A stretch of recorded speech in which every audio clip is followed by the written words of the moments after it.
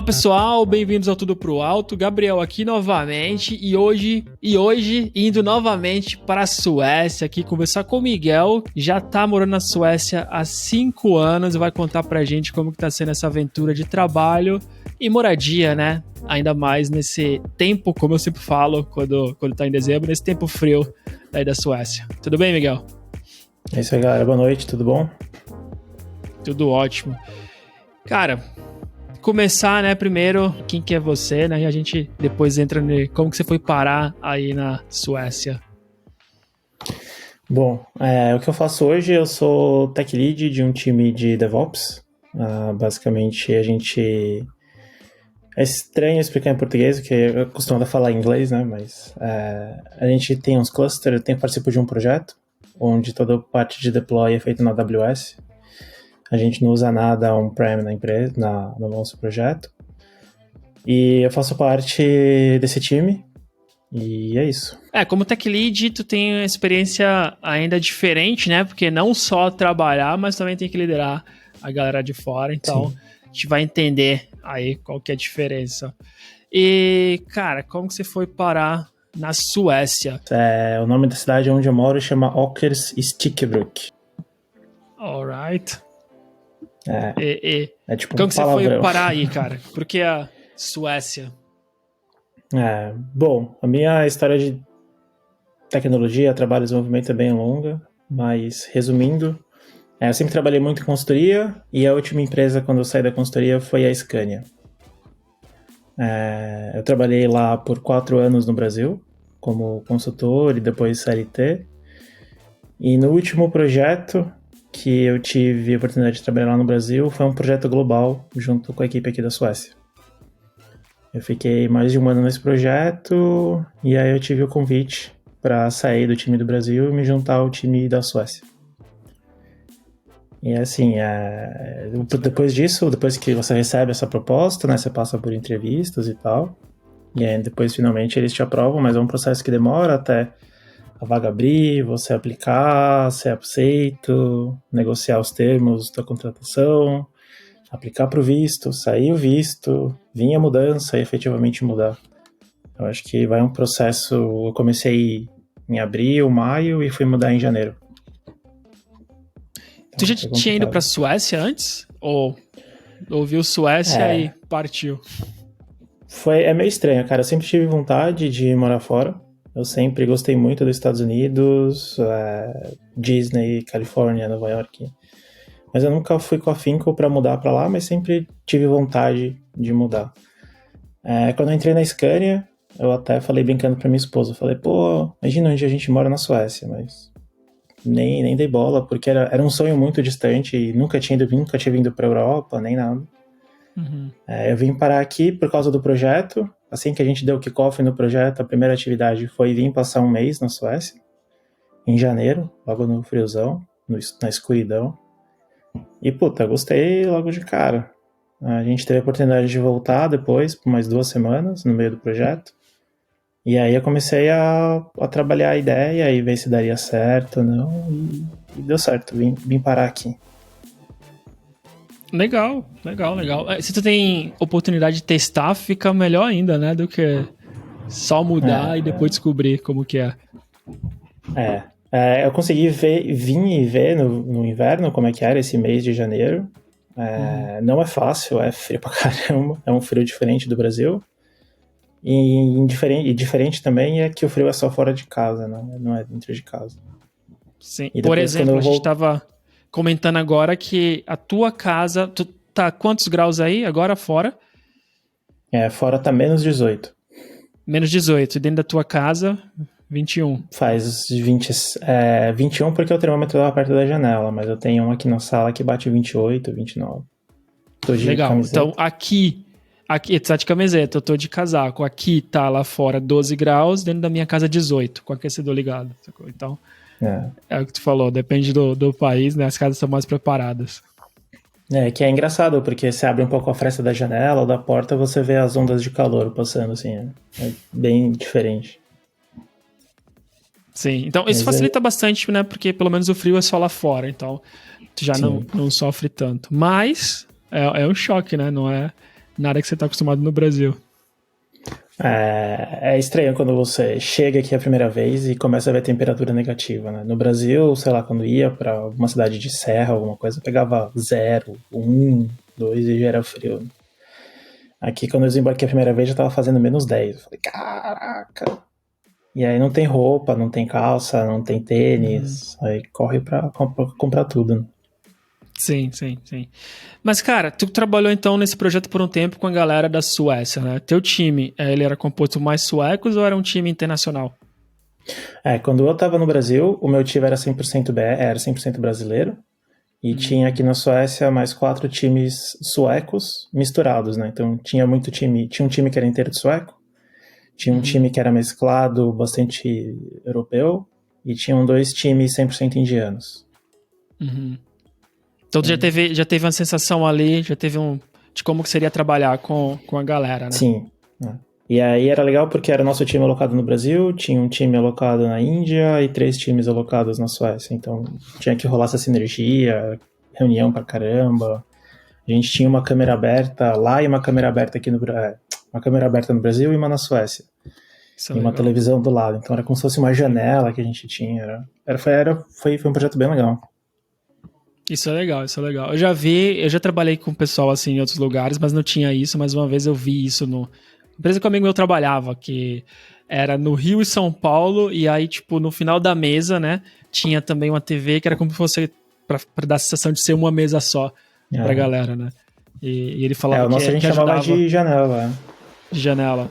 Então, ajudava porque tu só tirava do mudo ali, né? Se tivesse que falar com alguém, tava vendo quem tava ali ou não, então facilita. Mas no remoto hoje em dia, isso já muda um pouquinho, né? Eu não ia querer uma câmera na minha casa. No remoto não rola. A gente ficou com isso acontecendo, acho que por alguns meses, e aí depois, como a Scania é uma empresa grande, cheia de leis, e aí falaram que não podia ter uma câmera 100% ligada, por causa de uma lei XPTO lá, e a gente teve que parar com isso. Mas foi legal enquanto durou. Mas, cara, como que foi trabalhar com esses caras aí? Ainda no projeto pelo Brasil mesmo, né? Já é um time internacional, se não o teu time, mas tu tem que interagir com os outros times, né? Então tu já vai tendo essa sensação. E o que tu achou de diferente? Ou nada, assim? Cara, a primeira sensação que eu tive, eu nunca tive essa experiência de trabalhar com ninguém da Europa ou dos Estados Unidos. Eu trabalhei com um time de argentinos uma vez, mas eu achei eles bem parecidos com os brasileiros, e eu, pelo menos, e o meu time tinha a ideia, putz, a gente vai trabalhar com os caras da gringa, os caras vão ser top fudidos, os caras manjam pra caramba, como é que vai ser, a gente, putz, não deve saber nada perto dos caras, e vambora. A gente teve uma primeira reunião, aí realmente apresentaram uma arquitetura de projeto super complexa, a gente ficou meio assustado na época, falou, putz, cara, o que a gente tá se metendo aqui? E aí a gente veio para a Suécia para entender melhor e criar esse conceito de grupo, né, de confiança e tal. E aí a gente viu que era só a camada de apresentação mesmo, no fim do dia tudo era código, era só aprender mais um jeito de codificar um pouco diferente. E aí você acaba vendo que, putz, cometem os mesmos erros que a gente, tem as mesmas falhas, alguns acertos. Desenvolvimento, acho que não teve nenhum bicho de 7 cabeças, assim, e eles não eram tão diferentes do que a gente faz no Brasil. A gente às vezes fica com essa áurea, né, esse mito de que o pessoal sempre sabe muito mais do que a gente, mas no final são todas as pessoas de TI também, né, independente do país, sabem mais ou menos, né, não faz muita diferença no dia a dia. Eu tive uma experiência curiosa com isso, desculpa, eu fui para a AWS re:Invent no ano passado. E também com essa mesma história, né? Nunca tinha ido para um evento nos Estados Unidos e tal. Putz, vamos ver qual é, o que os caras fazem. E aí você fala, putz, cara, a gente tá muito mais avançado que muita equipe aí. Tem muita gente falando muita coisa errada. Você fala, putz, cara, não é possível. Então foi bem legal também. Não, legal. Assim, o que eu acho que ajuda a alimentar esse medo é porque o material que a gente consome acaba quase sempre vindo deles, né? Não diria nem tanto do europeu, mas vem muito dos Estados Unidos, então... Sei lá, qualquer livro que tu vai ler, os grandes autores famosos, eles são sempre americanos. E isso acaba dando essa sensação e também um pouco desse medo, né? De que, putz, os caras estão lá na fonte, né? De onde as coisas estão nascendo. E aí, ou você pega o livro de americano, ou você pega vídeo no YouTube de indiano, né? Você fala, caraca. É verdade, Eu já vi até, tipo, sketches, assim, dos Estados Unidos mesmo, sobre como aprender code, a programar, e basicamente o cara brinca que assistindo vídeo de indianos no YouTube, né? Então até eles mesmos tem essa.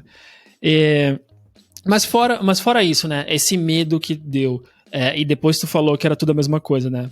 E pelo que tu contou, até o medo do teu time inteiro, né? De como que vai ser trabalhar com os caras. Porque tu teve lá indiano e suecos.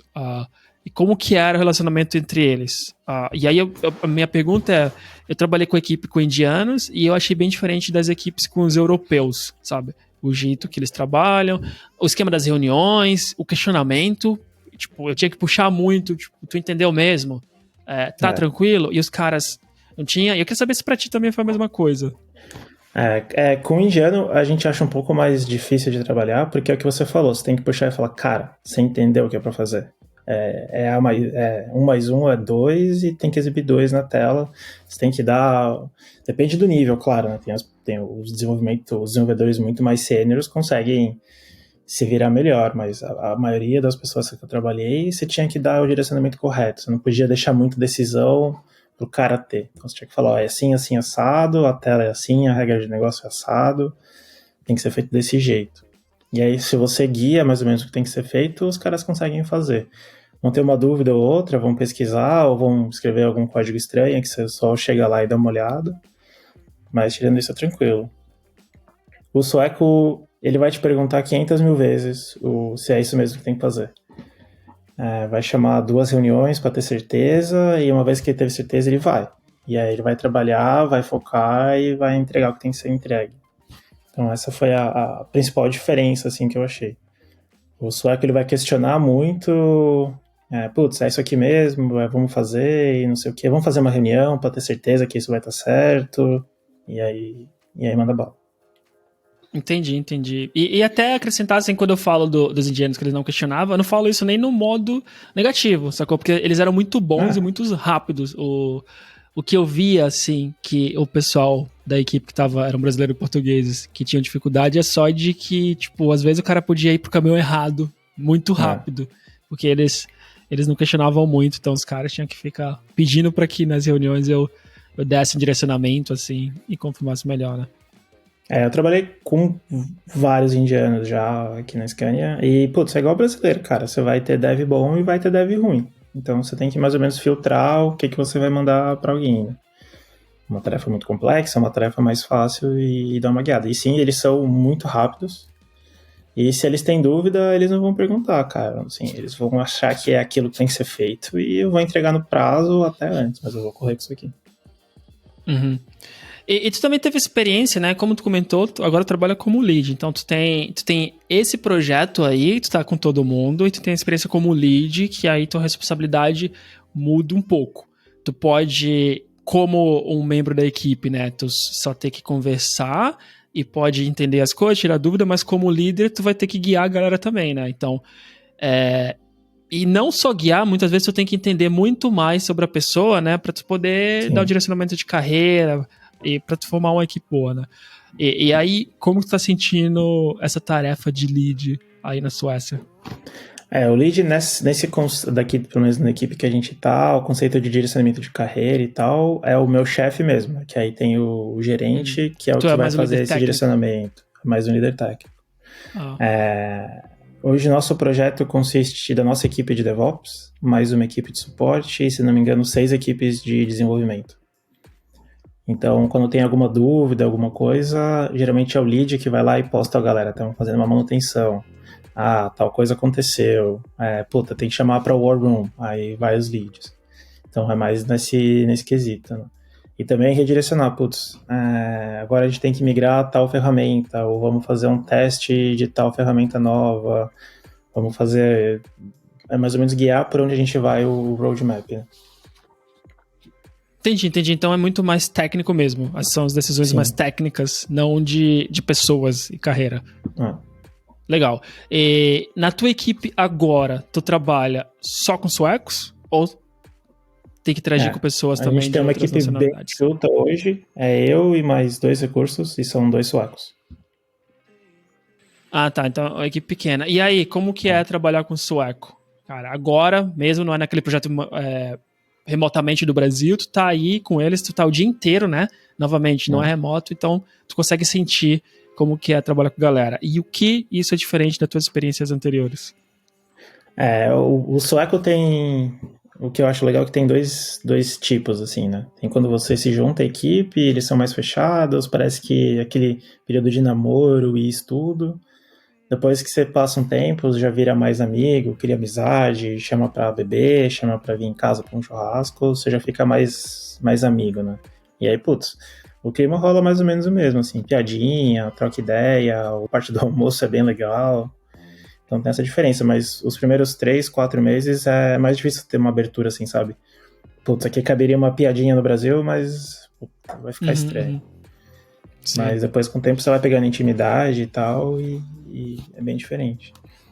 Legal, eu acho que então, o que muda do Brasil... demora um pouco mais. Isso que eu ia falar. O que muda do Brasil é, putz, às vezes você tá entrando numa equipe nova e já tem, sei lá, você conhece alguém que conhece alguém que conhece alguém, já entra, nas primeiras 2 semanas você já tá mais enturmado, já, putz, consegue chamar alguém pra sair ou ver como é que é. Aqui demora um tempo mais, assim.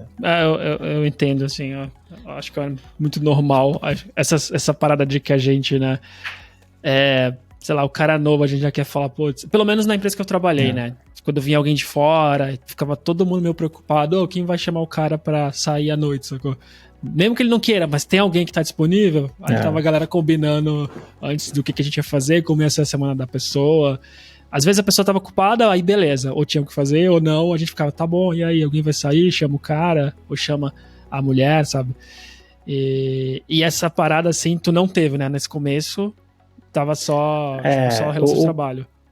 O que piorou a minha entrada foi que eu mudei de projeto no meio da pandemia. Então, eu tava num projeto pela Scania, e aí, graças à pandemia, tiveram que cortar custos, o projeto que eu tava anteriormente foi cancelado. E aí eu fiquei sobrando, e aí me encaixaram nesse projeto que eu tava depois das férias. E aí, putz, eu entrei naquele esquema que a pandemia tava acabando, em agosto, setembro de 2020, ninguém sabia se tava acabando ou não tava, a gente voltou pro escritório 2, 3 vezes por semana, e aí veio a crise de novo, aí ficou 100% remoto até o começo de 2021, então eu entrei nessa turbulência, então 100% remoto eu não fiquei, mas 100% no escritório também não, né? Então, essa primeira fase foi meio estranha, assim. E uma coisa que ajudou é que, putz, a gente ficava em call quase o dia inteiro, porque eu nunca tinha trabalhado com Kubernetes. Hoje a gente trabalha com Kubernetes, 100% do nosso workload é Kubernetes. E eu tinha estudado bastante, porque eu sabia que eu ia entrar nesse projeto, tive um tempo de adaptação, né? E eu falei, putz, cara, eu sabia o que era, sabia containerização, sabia a imagem, sabia o teórico do Kubernetes, mas nunca tinha trabalhado a fundo. Então a gente ficava em call quase o dia inteiro, entendendo o que era, eles me mostrando como que eles tinham feito, de onde surgiu, o que era cada coisa que tinha no projeto. Então acho que isso facilitou muito ficar mais próximo deles, mesmo nos tempos de pandemia e trabalho remoto. Né? Mas hoje com esse time, tu considera que teu relacionamento vai além do trabalho ou não? Tipo, é uma galera que tu trabalha, que tu sai pra um bar, eu não falaria que são os meus amigos mais próximos, mas sim considero amigos, e a gente sai. Ou a gente faz churrasco na minha casa, ou pizza na casa de um outro amigo, ou vai beber na casa do cara de Estocolmo, ou sai junto pra um happy hour. Mas eu acho que sim, se estende além do trabalho, né? De outros projetos, eu tenho grandes amigos que ficaram nesse projeto de quando eu vim para a Suécia. Tanto que a maioria das pessoas daquele projeto saíram, mudaram de empresas, e a gente se vê até hoje, anda de kart, toma uma breja em Estocolmo, vai um na casa do outro. Quando a gente tá de Estocolmo, por falar nisso? Eu tô a 50 minutos do trem expresso ou 1 hora de carro. Ok, 1 horinha não é... Não é muito longe. Não Pro dá nosso pra ir todo padrão, dia, né? né? Que, se tu pensar assim, que eu demorava 2 horas, um pouquinho mais pra chegar no trabalho, Santos-São Paulo, né, já... Cara, eu não sei se você conhece ali São Paulo, ABC, mas eu morava em Santo André Sim. e trabalhava em São Bernardo. Acho que dava uns 10 quilômetros. Eu demorava 40, 45 minutos. Quando o pessoal me pergunta aqui, né, quanto tempo demorava de casa pro trabalho, eu falo 2 horas e meia, mais ou menos, mas no fim de semana, 40 minutos. Sabe? Então, é muito pela noção de trânsito que a gente tem ali em São Paulo, né? Uma coisa boa daqui é que a Scania não fica em Estocolmo. A Scania fica no meio do caminho pra mim, né? Uma cidade que chama Södertälje. Então, daqui pra Scania eu demoro 20, 25 minutos. Porque eu moro na beira da estrada, de carro. E a Scania é na beira da estrada. Então, dá uns 20, 25 minutos, é tranquilo. Legal. E até antes de passar pra cidade, né? Eu queria depois conhecer um pouco mais como que é morar aí, com esse teu tempo todo. Mas, tipo, quando tu tá na Scania há bastante tempo, né? Então não tem tanto como comparar. Mas quando tu vê, ou se tu sabe, outras empresas suecas, elas têm maioria suecos ou elas são misturadas como quando tu pega empresas na Alemanha, em Berlim? Eu não sei como são outras empresas na Europa. Eu tenho amigos, mas eu nunca falei sobre isso. Eu sei que aqui na área de tecnologia é bastante misturado. Tanto que eu acho que a única área que você procura no LinkedIn vaga que não exige sueco é tecnologia. Porque já está tão internacionalizado que inglês é o padrão aqui. Mas eu não sei. Então, E no teu trabalho, assim, no geral, é só inglês, né? É claro. Tipo, mas tu nunca teve que passar por nenhuma reunião que a galera mudou pro sueco, assim? Ou o inglês dos caras... Cara, geralmente nos cafés e tal, se tá entre amigos, eu sou o único, eu entendo alguma coisa de sueco, né? Então, vai pro sueco. Mas reunião, assim, é quase sempre em inglês. Quando tem alguma reunião em sueco... eu consigo entender o contexto, eu pergunto em inglês e respondem no inglês sueco. Então, dá pra se virar. Mas geralmente são reuniões ou com pessoas mais velhas, porque, tipo, pessoas acima de 50, 60 anos falam male-male o inglês, ou é com um departamento que nunca precisou falar inglês. Sim, os departamentos que não é de TI, normalmente, da empresa, né? Mas o nosso respaldo é que a língua oficial da minha empresa é inglês. Né? Mas, puta, você não vai chegar numa reunião e falar, galera, ó, de 20 pessoas e falar, eu sou o único que não fala sueco, a gente pode mudar para inglês. Então você acaba tendo que dar um somebody love ali.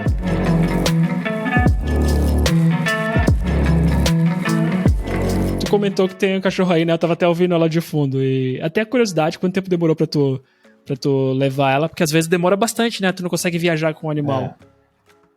Então, quando o meu visto saiu, a gente começou a aplicar pro visto do cachorro, por assim dizer, né? Porque tem bastante documentação que o Brasil precisa.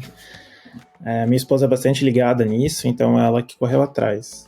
O meu visto saiu no fim de dezembro, eu mudei no começo de janeiro, sem a minha esposa. Ela ficou no Brasil para resolver as pendências da minha cachorra, passagem, vacina, exame, chip, putz, é uma pá de coisa, cara. E aí ela veio para a Suécia em maio. Então ficou esse tempo aí de janeiro a maio esperando sair a maioria da documentação da minha cachorrinha. Cara, demora pra caramba, hein? E aí, putz, ter cachorro aqui também é outra pegada, cara. Você chega e no Brasil é muito barato, assim, veterinário, por assim dizer. E aqui é muito caro. É mais caro você ter um cachorro do que um filho. Então você chega, você tem que fazer um exame quando você chegou para provar um monte de coisa. Aí você tem que pagar um seguro.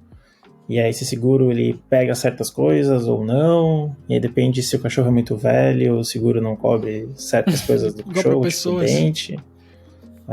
E aí para humano não tem, aqui não tem saúde, não tem seguro saúde, não tem nada. Você só vai no médico e paga uma taxa simbólica.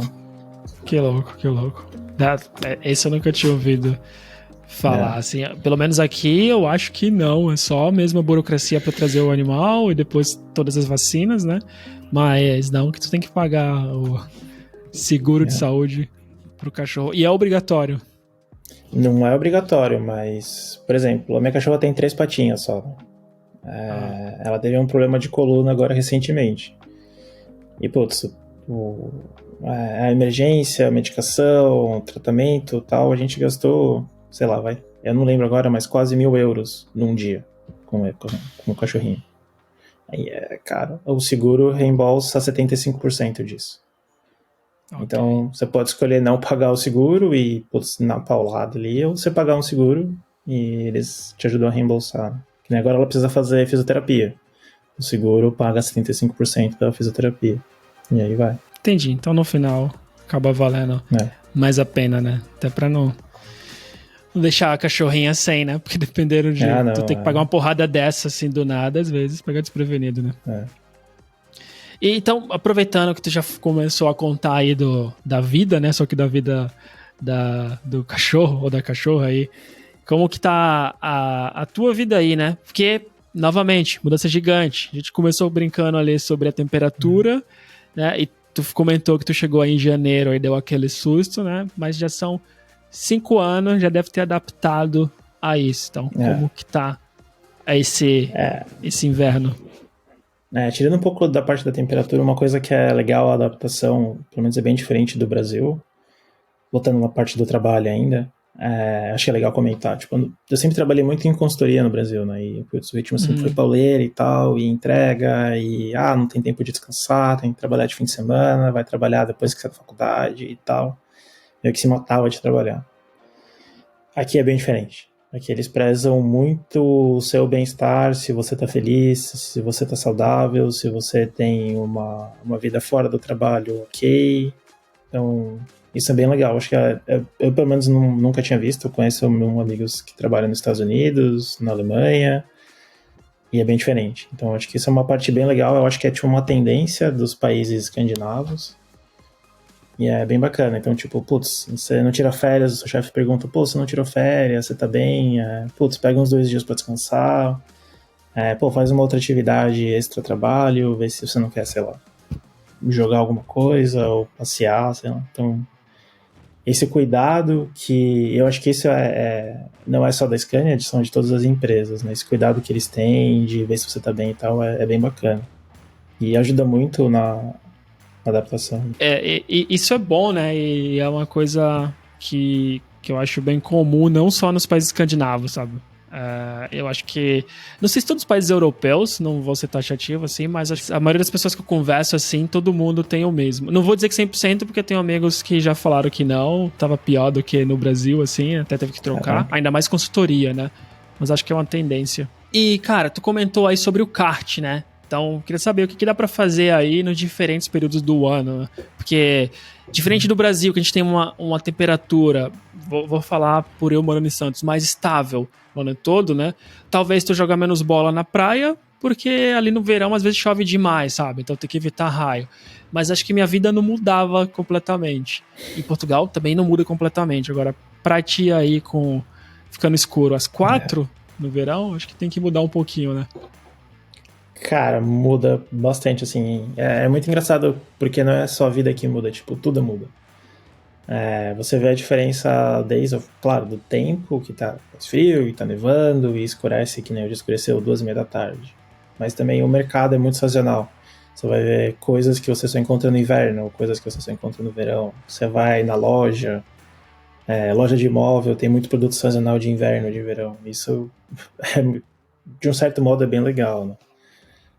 Mas o que muda, para mim, a mudança mais drástica, que eu acho muito estranho, a gente tem um carro aqui, e o carro tem tem um conjunto de pneus para o verão e um conjunto de pneus para o inverno, porque os pneus de verão não conseguem andar na neve. Caraca, velho, muito estranho. Aí tem os esportes de verão, por exemplo, tem amigos meus que jogam futebol, e eles organizam um grupo para jogar todo sábado e tal. E aí agora no inverno não dá mais pra jogar, porque não tem campo. O campo de futebol vira um rink de patinação. E aí você muda os esportes completamente, né?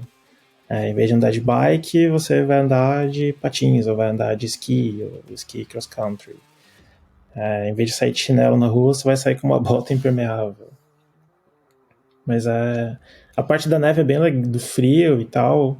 Eu gosto bastante. Eu gosto bastante de caminhar no frio, na neve, gosto da cor, gosto do barulho.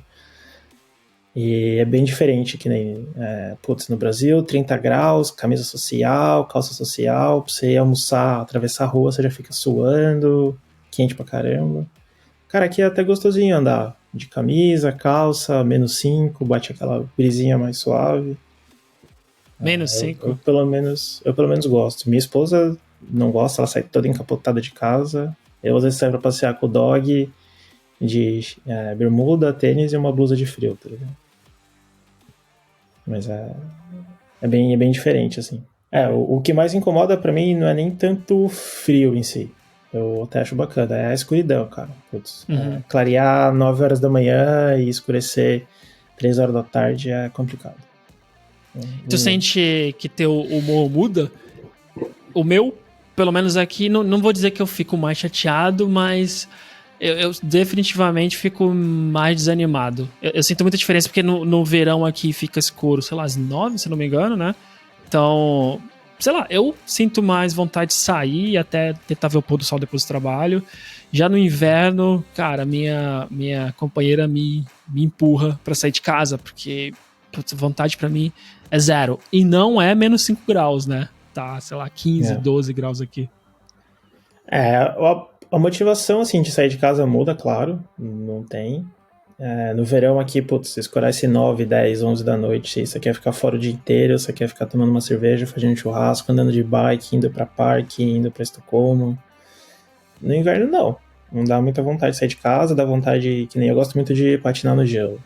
Então, tem um ginásio aqui do lado que eles fazem tipo um esqueminha de hóquei. Dá pra ir nos lagos congelados também. Então, nessa parte é legal.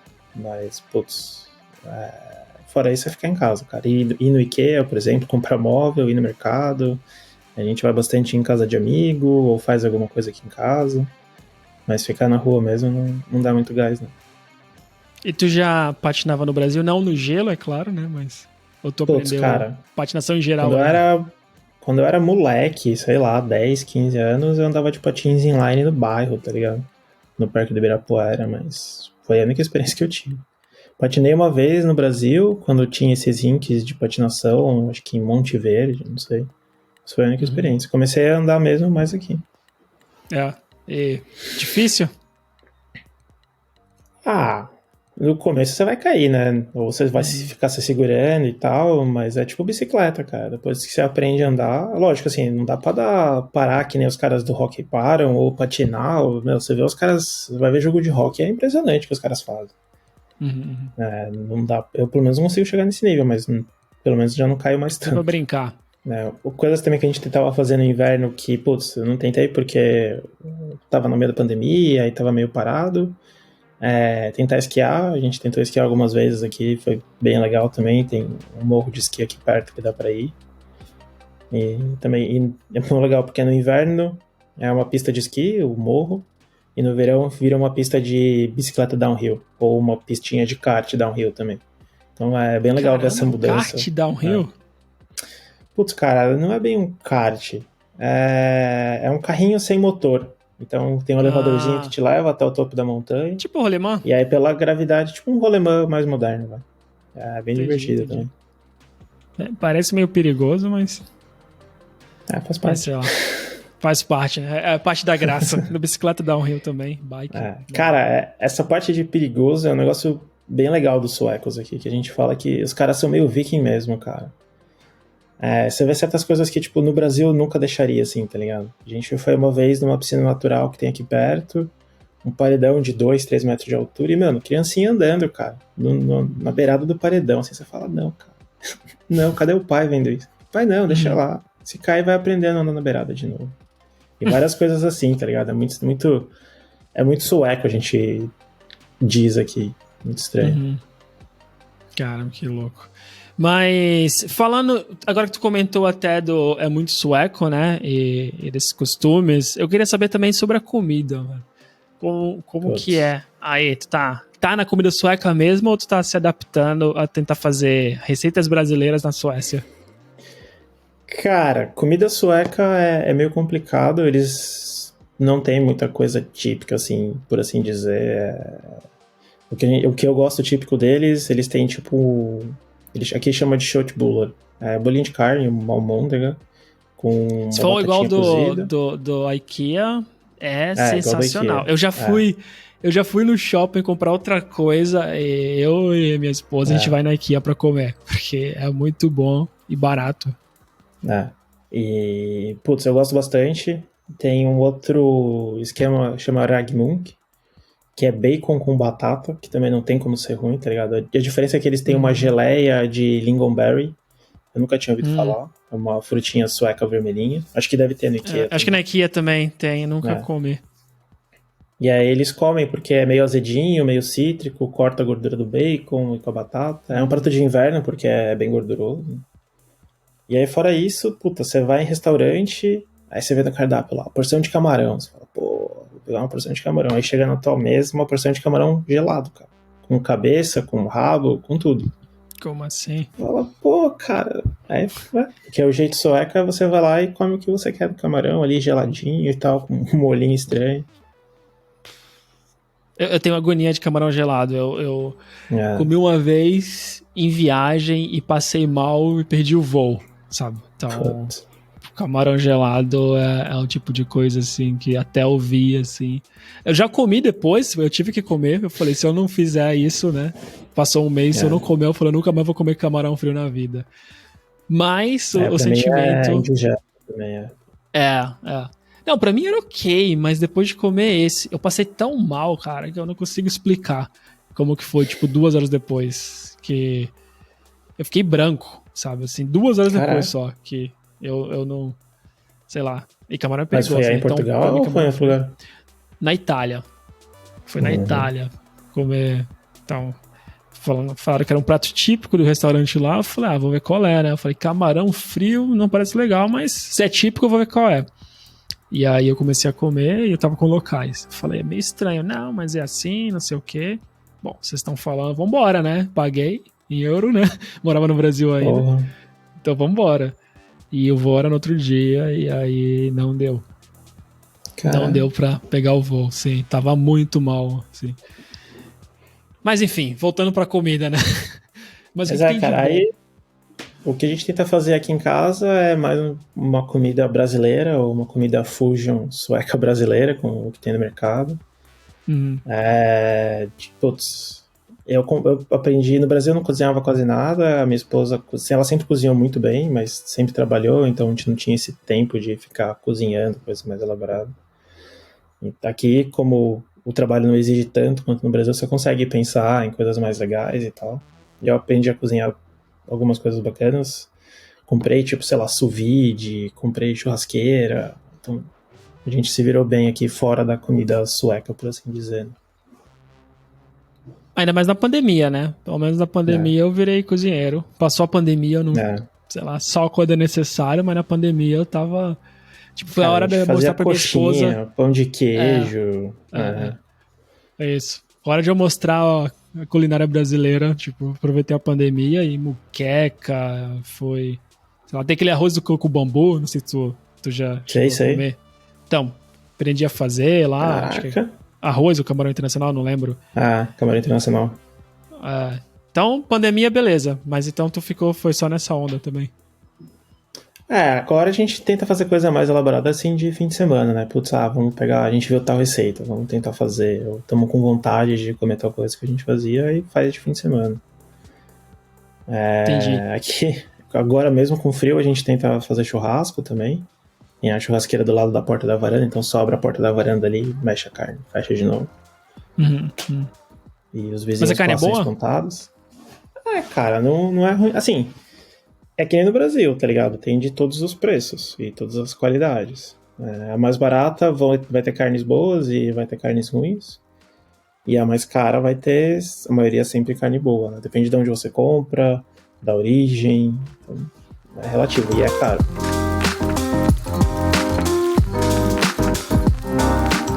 E agora, pensando nesses teus 5 anos aí, né? Tipo, se alguém fosse pra Suécia e tu fosse dar no teu ponto de vista quais são as coisas mais legal que a pessoa vai encontrar aí? E depois, quais são as coisas que tu acha que as pessoas deveriam levar em consideração, que pode ser mais difícil na adaptação, né? Claro, no teu ponto de vista. Cara, o fácil é... Se a gente acha que o Brasil tem natureza, aqui tem muito mais. Eu acho muito legal. Tem trilha, parque nacional, reserva natural, lago, mar. Eu acho muito legal. Eu moro numa cidade muito, muito, muito, muito pequena. Então, pra onde vai aqui tem floresta, tem uma trilhazinha legal pra você ir, no meio do bosque, é bem legal. Segurança. Lógico, você vai ver um crime aqui, um roubo de carro, não roubo de carro, né, mas tipo, o cara quebrar uma janela e pegar o notebook ali, mas nada tipo, como no Brasil, sabe? Não vai em tal rua, não vai em tal bairro, não põe o celular na mão, não faz isso, não faz aquilo. Então, esse é outro quesito bem, bem legal. Agora, putz, cara, work balance. Vida pessoal, profissional, balanço? O balanço de trabalho profissional profissional é bem legal. É algo que eu gostei bastante, eu nunca tinha experimentado isso, pra mim é um ponto muito positivo. Ter o tempo pra passar com a família, o tempo pra ficar em casa, o tempo de férias. O negativo todo mundo pensa que, putz, sair do Brasil é fácil, é legal, é bacana, vambora. Putz, cara, é perrengue.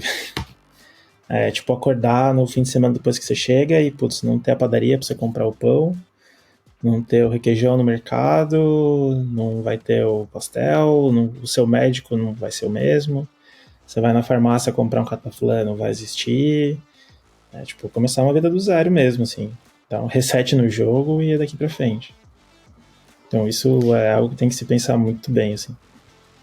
Sim. E pra ti, em uma cidade pequena, cara, como que é? Porque tu tava na cidade grande antes, né? E é uma mudança meio drástica. E como que foi morar aí?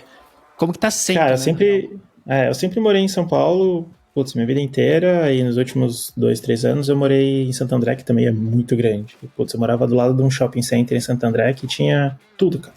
Era o shopping center mais legal de Santo André. E, putz, aí quando a gente veio para Estocolmo, pra Suécia, a gente ficou na cidade da minha empresa, em Södertälje, que é a segunda maior cidade, acho que tem 200 ou 300 mil habitantes do estado, né? E, putz, cara, é grande, mas não tem quase nada, assim. Tem 3, 4 mercados, não tem restaurantes bons, a maioria é tudo kebab. Kebab a gente fala que é tipo uma comida típica aqui, porque tem tudo quanto é canto. Tem um outro restaurantezinho melhor, vai. E não tem as facilidades de uma cidade grande, mas tinha algum dos contras. Então, tinha bastante coisa errada que você vê na cidade. É uma cidade que tem bastante imigrante. Então, putz, aconteciam umas coisas que não deixavam a gente feliz ali. E a gente falou, vamos mudar. A gente pensou em Estocolmo. Estocolmo, capital, maior cidade. É grande, mas, putz, mudar pra uma cidade grande que não é São Paulo, tá ligado? As coisas fecham tudo cedo, não tem uma grande variedade de restaurante, não tem uma grande variedade do que fazer, é só uma cidade grande. A gente falou, estamos cansados de trânsito, cansados de estresse, vamos pro campo. Aí a gente achou, tipo um apartamento, casa, aqui na cidade onde a gente mora, e, putz, estamos gostando pra caramba, cara. A gente meio que desconectou das coisas que a gente fazia em cidade. Hoje a gente vai basicamente para mercado, para um cinema, ou vai uma vez por mês para Estocolmo para passear mesmo, de turistar. E estamos gostando, cara. É silêncio, você não ouve quase nada. É isso aí. Mas na cidade pequena, tu consegue criar relação com teus vizinhos daí, trocar ideia com eles, ou não? Todas as casas separadas e fechadas. Primeiro, a cidade que a gente mora hoje tem 3 mil habitantes, então é bem pequeno. Não tem posto, não tem farmácia, tudo tem que ir na cidade do lado. E aí onde a gente mora aqui é como se fosse uma vilinha, né? Um quadrado assim que tem casa em todos os pontos. Então a gente consegue conversar com os vizinhos. O problema eles são todos muito legais, são uns amores. Só que a maioria são pessoas mais velhas e quase não falam inglês. E eu quase não falo sueco. Então tem um conflito. Putz, você, sei lá, troca 10, 15 minutos, mas aí acaba o vocabulário meu, acaba o vocabulário deles, e aí fica. Então, vai.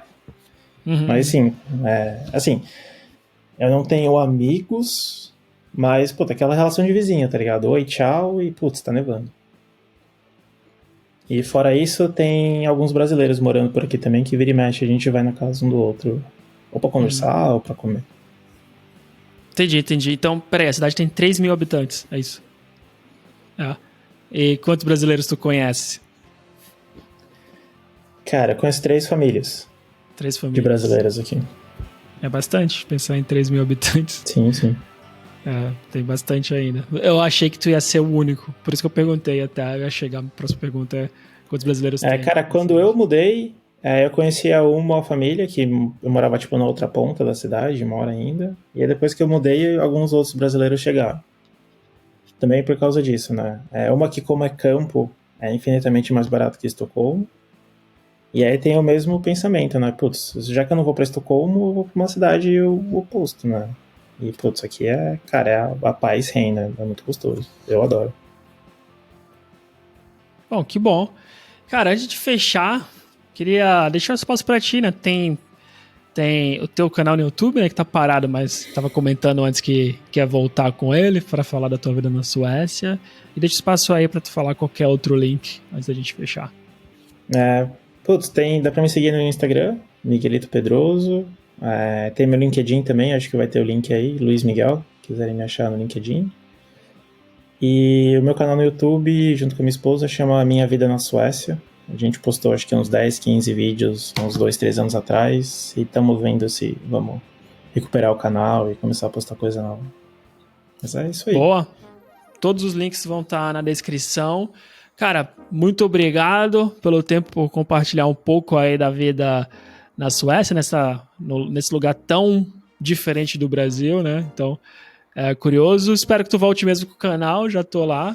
Vou tentar ver os próximos vídeos, porque, novamente, eu gosto muito de aprender a experiência de outros brasileiros também, como né? Por isso até que eu tenho um podcast. E para quem estiver ouvindo, não se esquece de ir lá nos links do Miguel, seguir e também seguir o canal para acompanhar mais episódios como esse, tanto no YouTube, Spotify, Apple. E Miguel e pessoal, até a próxima. Valeu. Valeu, Gabriel.